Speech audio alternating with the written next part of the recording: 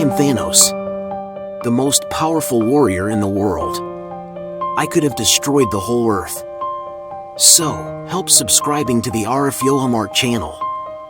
Thanks. Assalamualaikum warahmatullahi wabarakatuh. Bertemu kembali bersama Arif Yohamart. Kali ini kita akan melanjutkan cerita Kawin Kontrak episode 8 alias 8 alias 8. Ayo. Di sini subjudulnya adalah sebuah keputusan. Keputusannya Arini atau keputusannya Angga ya. Kita lihat part 8. Check it out. Nan jauh di negara tetangga yang terkenal dengan simbol singa itu, tampak Angga tengah bersama Rama dan Penny. Usaha mereka mulai go internasional. Beberapa perusahaan asing mulai melirik apa yang mereka rintis bersama. Ada keheranan di wajah Penny ketika ia melihat Angga tidak datang bersama Arini. Sudah jelas malam Angga telah memastikan bahwa Arini akan ikut rapat bersama mereka. Sekaligus dia ingin mengajak istri kesayangannya itu berbulan madu. Arini gue bawa esok, pengen bulan madu sambil nungguin bokap gue yang mau nyusul dan ngajak Arini ke tempat kelahirannya, kata Angga semalam. Wah, asik banget, dia bisa bantuin nego, siapa tahu investornya ngasih lebih banyak, gelak Rama. Angga memukul bahu Rama dengan gemasnya. Tidak dapat dipungkiri, kepayawan Arini yang menguasai 4 bahasa asing sangat membantu pekerjaan mereka. Hasil kerja ketiga eksekutif muda itu lebih mudah dijabarkan kepada pihak investor. Wajah Angga tak seceria biasanya. Setelah penandatangan kontrak kerjasama, dia lalu berpamitan meninggalkan Rama dan Penny yang masih melanjutkan pertemuan mereka dan akan diakhiri dengan makan siang. Ada rasa yang hilang dari hatinya kali ini. Angga lalu kembali ke apartemen pribadinya yang dibelikan oleh papanya sebagai hadiah pernikahannya dengan Arini. Dibukanya pintu apartemen itu. Dia berharap Arini akan menyusul dan menunggunya di apartemen ini. Akan tetapi semua itu hanya mimpi. Tak ada suara khas Arini yang menyambut kedatangannya. Tak ada pelukan, ciuman tangan, dan di dahinya. Juga tidak ada kecupan mesra yang didapatnya kali ini. Angga menghembaskan tubuhnya ke ranjang yang berukuran besar itu. Nampak foto Arini menghiasi meja yang terletak di sampingnya. Di rahimnya foto itu, nampak Arini tengah duduk di kursi ditemani puluhan burung merpati. Angga teringat, foto itu diambilnya beberapa bulan yang lalu ketika dia dan Arini menjenguk papanya yang sedang sakit. Rasa rindunya seketika menyeruak. Dibukanya file video di gawenya. Dilihatnya lagi video tentang awal dirinya bertemu dengan Arini. Kepolosan gadis kampung itu tidak berubah sama sekali. 2 tahun pernikahan mereka tidak sekalipun dirinya berubah menjadi wanita metropolitan. Walaupun dia telah berstatus istri Angga dan memiliki limpahan materi, dan akan tetapi kesederhanaannya masih melekat di dirinya. Angga teringat kata Penny pada awal pernikahannya. Sumpah enggak, gue nyesel ngajak lu taruhan. Tahu Arini kayak gitu mending dia gue jadiin istri, ya kan Ram? Rama hanya melengos menjawab perkataan Penny. Dan dengan singkat dia pun menjawab, setan loh, bukan hanya kamu, gue juga mau, jawab Rama yang dibalas dengan gelak tawa ketiganya. Gak, lo cari yang lain dah, biar Arini saya saja yang nikahin, kata Penny sambil memasang muka memelas. Angga hanya mencibirkan bibirnya menjawab guyonan para sahabatnya itu. Semenjak Angga mengumumkan pertunangannya dengan Arini di kantor, nampak beberapa karyawan mulai merasa segan pada Arini dan mulai menjaga jarak. Tetapi Arini menepis semua prasangka buruk di hati mereka. Dia bersikap seperti biasanya, tanpa segan dia tetap membantu dan terkadang makan siang bersama. Melihat semua itu, hati Angga semakin yakin bahwa Arini memang yang terbaik. Kecantikan wajahnya berbanding lurus dengan kecantikan hatinya. Angga memejamkan mata, masih terbayang apa yang terjadi pagi tadi.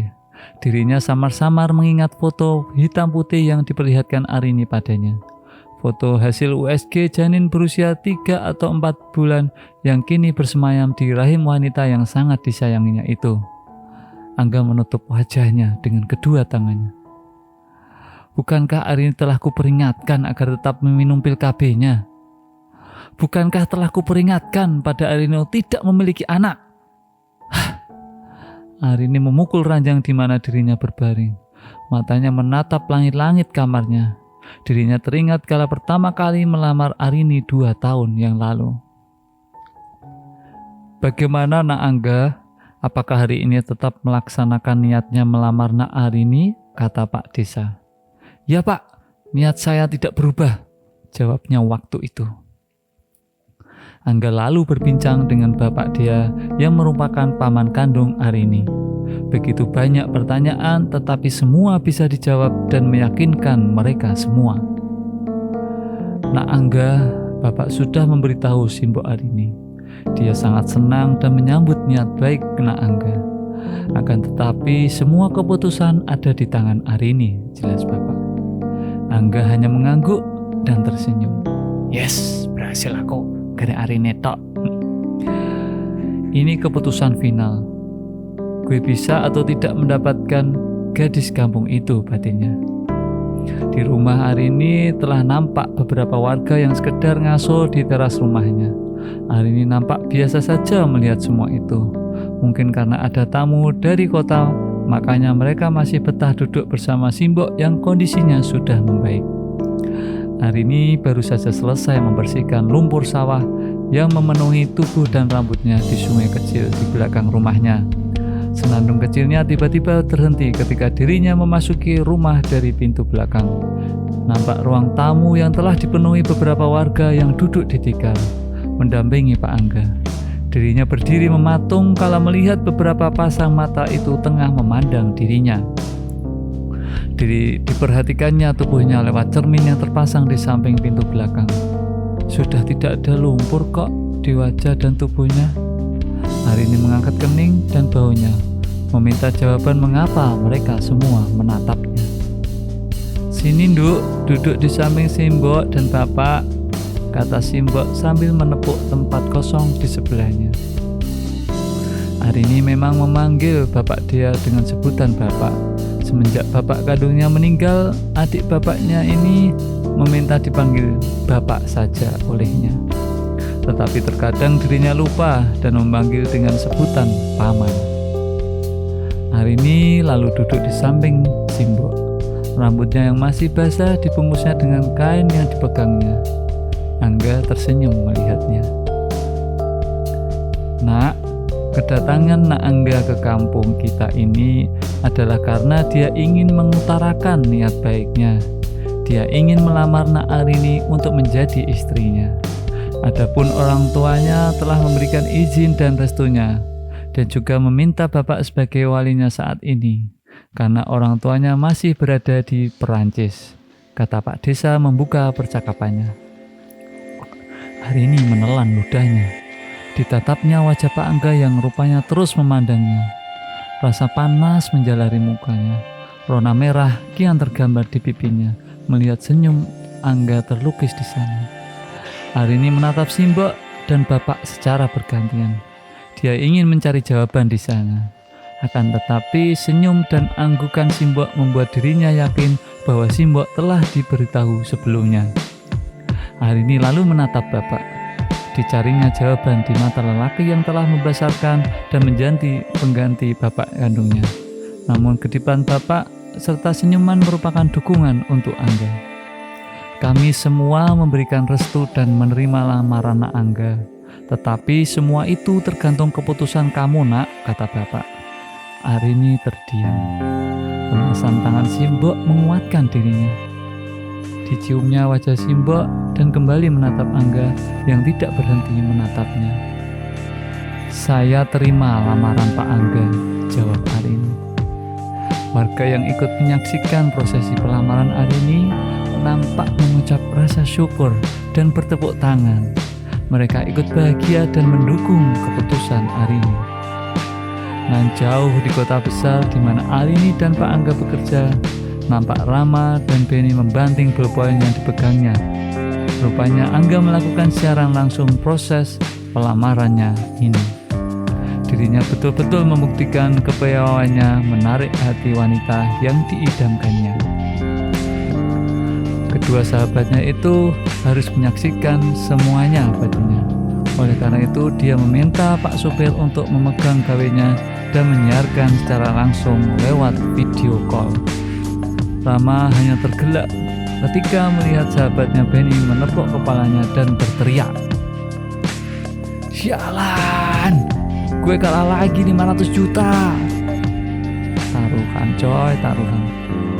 Hati Benny semakin gondok ketika dia melihat secara live ketika Angga memasang cincin yang telah dipamerkannya malam tadi ke jari manis Arini, dan Arini lalu mencium tangan Angga. Dia benar-benar kalah telak 4-0. Tangannya lalu mengambil gawenya. Sejumlah dana bersiap dikirimnya ke rekening Angga. Benny hanya menepuk jidatnya melihat nominal yang telah ditransfernya itu. Sedangkan Rama hanya bisa tergelak melihat kekalahan mereka. Syukur salah yang ngono mbok taruhan. Oh iki kawin-kawin tenanan. Mbok taruhan. Wis ngono ae bersambung sik. Terima kasih telah menonton episode 8 Kawin Kontrak Angga dan Arini. Padahal Arini tidak tahu kalau ini ada taruhan ya. Kita tunggu saja nanti kelanjutan ceritanya. Terima kasih. Salam hangat dari Arif Muhammad. Assalamualaikum warahmatullahi wabarakatuh. Sampai jumpa di episode 9. Ciao.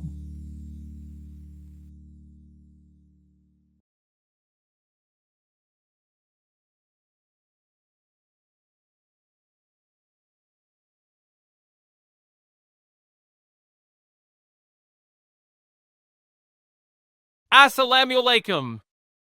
I'm Captain America. Don't forget to like and subscribe to Arif Yohamart. And I will protect your city. Thank you.